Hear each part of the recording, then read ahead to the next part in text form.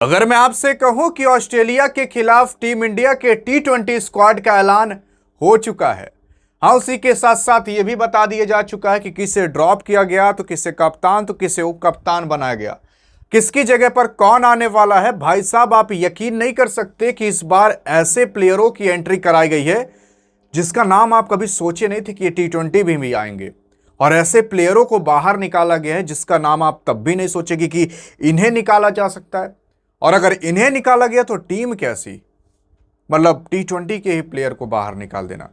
लेकिन आइए एक बार पूरा का पूरा एक समरी हाईलाइट मार लेते हैं कि बीसीसीआई ने क्या किया है, कौन सा प्लेयर आया तो कौन सा प्लेयर बाहर गया है। लेकिन उससे पहले अगर आपको ना पता हो तो हम ये बता देना चाहते हैं कि आखिरकार ये मुकाबला कब, कहां और कैसे होने वाला है, और उसी ही की स्क्वाड की बात कर रहे हैं। तो हम 2025 की बात कर रहे हैं, अक्टूबर की। तो आपने देखा होगा कि इंडिया और वेस्ट इंडीज का मुकाबला भी हो रहा है। 2 अक्टूबर से हुआ चालू टेस्ट का मुकाबला, 3 अक्टूबर 4 अक्टूबर को जाकर खत्म हो गया। 3 दिन के अंदर भारतीय टीम ने पहला मैच खत्म कर दिया। एक ही पारी खेली थी और दो के दोनों पारी में आपकी वेस्ट इंडीज ने पूरा रन बना ही नहीं पाया, टीम इंडिया जीत गए। फिर अब 10 तारीख से है 14 तारीख तक, 14 अक्टूबर तक। फिर उसके बाद 19 अक्टूबर से जो टीम इंडिया है वो ऑस्ट्रेलिया चली जाएगी।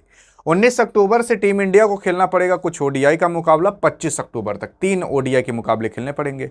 लेकिन उसके बाद 29 अक्टूबर से भारत खेलेगा ऑस्ट्रेलिया के ही साथ टी20 का मुकाबला। पहले ओडीआई का मुकाबला खेला, अब टी20 का मुकाबला खेलेगा। तो 29 अक्टूबर से भारत टी20 का मुकाबला खेलेगा इसी ऑस्ट्रेलिया के साथ, ऑस्ट्रेलिया में जाकर। तो वेडनेसडे रहेगा, पहला टी20 होगा 1:30 बजे से कैनबेरा के अंदर। फिर 31 अक्टूबर से होगा फ्राइडे को दूसरा टी20 1:30 बजे मेलबर्न के अंदर। फिर 2 नवंबर को होगा संडे को तीसरा टी20 1:30 बजे होबार्ट के अंदर।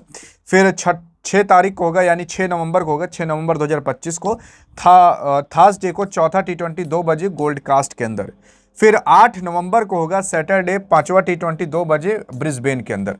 तो टोटल ये 5 मुकाबले का शेड्यूल रखा गया है, और इन्हीं का ही शेड्यूल का आपका स्क्वाड अनाउंस किया गया है। अब इनके लिए कौन सा स्क्वाड रहेगा आइए इसको जानते हैं। तो किसे मौका मिला तो किसे नहीं मिला, किसे बाहर तो किसे अंदर, एक एक करके सबके बारे में जानते हैं, और किसके नाम क्या रिकॉर्ड है ये भी समझेंगे। अगर आप देखने की कोशिश करोगे तो सबसे पहले चीज आपके उपकप्तान यानी कि शुभमन गिल और आपके स्ट्राइकर अभिषेक शर्मा आएंगे। अब अभिषेक शर्मा की बात करें तो भाई साहब एशिया कप के अंदर सीरीज मतलब पूरा का पूरा टूर्नामेंट का प्लेयर ऑफ द टूर्नामेंट ही बने थे। भाई को गड्डी भी मिली थी, उसके बाद भाई ने उस गड्डी को चलाई और जाकर अपनी बहन की शादी भी कर दी। अब एशिया कप के अंदर आप देखोगे तो सबसे ज़्यादा रन मारने वाले खिलाड़ी भी बन चुके हैं 2025 के अंदर। उसी के ही साथ साथ इंडिया नहीं पूरे वर्ल्ड के अंदर ये बंदा नंबर 1 बन चुका है टी20 के प्लेयरों के लिस्ट में। अभी तक जितने इस बंदे ने अंक हासिल किए हैं उतना अंक आईसीसी की तरफ से इस 2025 में कोई हासिल नहीं किया। 900 से भी प्लस अंक हासिल किए हैं, तो इनका रहना तो टी20 के अंदर कन्फर्म है। फिर उसके बाद आपके शुभमन गिल उप कप्तान तो रहेंगे। भाई उप कप्तान के बिना मैच कैसा, तो स्ट्राइकर और नॉन स्ट्राइकर। फिर उसके बाद सूर्य कुमार यादव जो कि कप्तान है।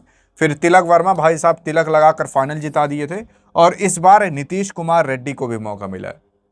जी हाँ, इस मुकाबले के अंदर नीतीश कुमार रेड्डी भी आपको खेलते हुए दिखाई देंगे। अब नीतीश कुमार रेड्डी की मैं अगर बात करूं तो नीतीश कुमार रेड्डी ने भी बहुत ज़्यादा इंडिया के लिए टी20 मुकाबले नहीं खेले हैं, खासकर कि ऑस्ट्रेलिया के खिलाफ। अब नीतीश कुमार रेड्डी जो हैं अभी हाल फिलहाल टेस्ट का मुकाबला खेल रहे थे वेस्ट इंडीज़ के साथ, उसमें इनको मौका दिया गया था, और बंदे ने जो फील्डिंग करके और जो कैच लेकर दिखाया ना भाई साहब, आप यकीन नहीं कर सकते, आप यकीन नहीं कर सकते इतना तगड़ा खेला है। और बैटिंग बॉलिंग उतनी खास कुछ मिली नहीं, लेकिन फील्डिंग में कमाल कर दिए। अगर आप ये देखने की कोशिश करोगे किसकी जगह आए हैं, तो किसकी जगह किसी और की नहीं बल्कि हार्दिक पांड्या की जगह आए। आप कहोगे यार तू पागल है, नीतीश कुमार रेड्डी हार्दिक पांड्या को रिप्लेस कर देगा। अरे तो भाई साहब सुनो, नीतीश कुमार रेड्डी ने रिप्लेस नहीं किया, उनकी जगह पर आए हैं। अब जगह पर उनको रिप्लेस करके नहीं आए हैं। आपके हार्दिक पांड्या को हटना पड़ा इसलिए क्योंकि जब एशिया कप 2025 चल रहा था आप देखोगे तो फाइनल से एक मुकाबला पहले वो बंदा इंजर्ड हो गया था जब श्रीलंका के खिलाफ हुआ था मुकाबला। उसके अंदर हार्दिक पांड्या 1 ही ओवर कराए थे, बल्कि टी20 में अब 4 ओवर करा, तो 3 ओवर नहीं कराए। तो फील्डिंग करने के दौरान हार्दिक पांड्या जब इंजर्ड हो गए तो डॉक्टर ने फिर बाद में बताया ट्रीटमेंट करके कि आपको कम से कम 1 महीना लगेगा ठीक होने में, तब आप कहीं मैदान पर उतर सकते हो। अब उतरोगे फिर प्रैक्टिस करोगे तब कहीं जाकर आप मुकाबला खेलोगे। इसी वजह से हार्दिक पांड्या भाई साहब नहीं खेल लेंगे ये पूरा का पूरा ऑस्ट्रेलिया का टूर।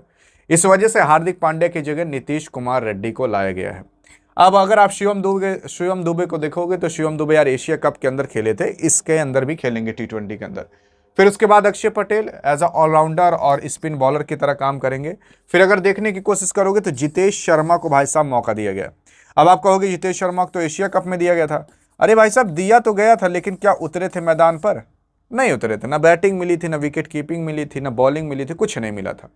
एक आध बार आई थिंक उतर गए थे वैसे ही फील्डिंग करने के लिए, वरना इनको वो भी मौका नहीं मिला था। देखो एशिया कप के अंदर लगभग सभी प्लेयरों को मौका मिल चुका था। हर्षित राणा को मिल चुका था, अर्शदीप सिंह को मिल चुका था, रिंकू सिंह को मिल चुका था। ये सारे जो बैठने वाले प्लेयर थे इन सबको एक न एक मुकाबले में मौका मिल चुका था। रिंकू सिंह की बात करें तो फिनिशर और अंतिम वाला शॉट उन्होंने ही मारा था। हर्षित राणा को तो 2 मुकाबले में, अर्शदीप सिंह को भी 2 मुकाबले के अंदर मौका मिला था, लेकिन 1-2 मुकाबले के अंदर। लेकिन जितेश शर्मा भी उस टाइम आपके स्क्वाड के अंदर शामिल थे, इन भाई साहब को नहीं मिला। लेकिन जितेश शर्मा को इस बार कहा जा रहा है कि ऑस्ट्रेलिया के टूर में भी और स्क्वाड में लिया गया है। अब समय बताएगा कि मौका मिलेगा कि नहीं। Varun Chakravarthy as a spinner bowler काम करेंगे और वरुण चक्रवर्ती को लेना तो काफ़ी ज़्यादा अति आवश्यक है भाई। चैंपियंस ट्रॉफी के अंदर, एशिया कप के अंदर, और चाहे पाकिस्तान हो चाहे ऑस्ट्रेलिया हो, सबके सामने तगड़े स्पिन बॉलिंग करते हैं। फिर उसके बाद देखोगे तो बिना जसप्रीत बुमराह तो आप सोच ही नहीं सकते, क्योंकि आपसे भी ज़्यादा तो मोहम्मद सिराज को इनके ऊपर विश्वास रहता है, जस्सी भाई पर। और ऑस्ट्रेलिया के खिलाफ जस्सी भाई को नहीं लोगे तो किसे लोगे? तो ये T20 की स्क्वाड की बात हो रही है। तो अभी टोटल आप कितने प्लेयर देखे? 10 प्लेयर हो गए। अब इधर देखने की कोशिश करोगे तो आपके आ जाते हैं अर्शदीप सिंह, जो कि एज अ फास्ट बॉलर के तौर पर काम करेंगे, कुलदीप यादव, हर्षित राणा को मौका दिया गया वापस से, और इधर देखने की कोशिश करोगे संजू सैमसन। अब संजू सैमसन देखो जब तक है ना तब तक आपके जितेश शर्मा को तो मौका मिलना बहुत ज़्यादा मुश्किल है। Jitesh Sharma as a wicket keeper batsman के रूप में काम करते हैं। और अगर बात करें आपके संजू सैमसन की, तो संजू सैमसन भी as a wicket keeper batsman के रूप में काम करते हैं। तो आपको क्या लगता है जितेश शर्मा संजू सैमसन को रिप्लेस कर पाएंगे? भाई साहब बहुत मुश्किल है संजू सैमसन को रिप्लेस करना, वो भी T20 के फॉर्मेट में। सपना मत देखिए। फिर उधर अगर आप देखने की कोशिश करोगे तो रिंकू सिंह आएंगे, द लॉर्ड, द फिनिशर जिन्हें कहा जाता है। और इस बार वाशिंगटन सुंदर को भी मौका मिला है। तो अगर आप देखोगे यहाँ पर टोटल 15-16 खिलाड़ी हो चुके हैं, और ये पूरा का पूरा आपका स्क्वाड इस बार का रहने वाला है। अब मैं आपको अगर बताने की कोशिश करूं तो वाशिंगटन सुंदर भी आपको इस बार खेलते हुए दिखाई देंगे, एक शर्त पर। यह शर्त जानते हो क्या है? वाशिंगटन सुंदर और माना जाता है जो आपके नीतीश कुमार रेड्डी हैं और शिवम दुबे हैं, ये 3 ऐसे मतलब ऑलराउंडर के तौर पर काम कर रहे हैं। और आपके अक्षय पटेल तो रहेंगे कन्फर्म। लेकिन अगर देखा जाए नीतीश कुमार रेड्डी और वाशिंगटन सुंदर में से किसी एक को क्या पता लिया जाए। देखो नीतीश कुमार रेड्डी बैटिंग भी कर लेते हैं, वाशिंगटन सुंदर भी कर लेते हैं, बॉलिंग भी दोनों कर लेते हैं, लेकिन फील्डिंग के मामले में देखा जाए तो आपके नीतीश कुमार रेड्डी थोड़े भारी पड़ते हुए दिखाई देते हैं। तो क्या पता शुरुआत में आपके इनको मौका मिल जाए प्लेइंग 11 के अंदर, उसके बाद अगर ये अच्छा परफॉर्मेंस ना करें तो वाशिंगटन सुंदर को ही मौका मिलेगा। तो ये आपकी पूरी की पूरी रहने वाली है स्क्वाड। अभी हाल फिलहाल BCCI ने अनाउंस किया है, कप्तान भी बता दिया, उप कप्तान भी, विकेट कीपर भी, बैट्समैन, बॉलर, ऑलराउंडर, सारी चीज़ें बता दी। बस आपसे एक सवाल है, देखते हैं आप उस सवाल का जवाब दे पाते हो कि नहीं। भाई साहब बहुत कम लोग दे पाते हैं, और जो दे पाते हैं ऐसा मान लीजिए भाई साहब वो क्रिकेट का ज्ञाता है। आप देखिए दे पाते कि नहीं। असल में 15-16 लोगों की टीम है। हाँ देखो ये 5 खिलाड़ी, 6 खिलाड़ी या 5 खिलाड़ी आपको यहाँ दिख जा रहे हैं, और उसके बाद अगर देखने की कोशिश करोगे तो 5 खिलाड़ी, यहाँ पर 10 खिलाड़ी, और फिर उसके बाद अगर देखने की कोशिश करोगे तो यहाँ पर भी आपको लगभग 6 खिलाड़ी दिख जा रहे हैं। टोटल 16 खिलाड़ी हो गए। ये 16 खिलाड़ियों को अगर आपने देख लिया, एक बार याद कर लीजिए और बताइएगा कि इन 16 खिलाड़ियों में से ऐसे कौन से 11 खिलाड़ी होंगे जिन्हें लेकर प्लेइंग 11 बनाई जाएगी। देखते हैं आपका प्लेइंग 11 BCCI सेलेक्ट करता है कि नहीं। भाई साहब बहुत लोग कमेंट में लिखते हैं, लेकिन कुछ ना कुछ लोगों का एक ना एक प्लेयर छूट जाता है। आपका देखते हैं कोई छूटता है कि नहीं। कितना नॉलेज है चेक कर लेते हैं। अधिक जानकारी चाहिए तो इस वीडियो में मिलते हैं, तब तक के लिए जय हिंद और जय भारत।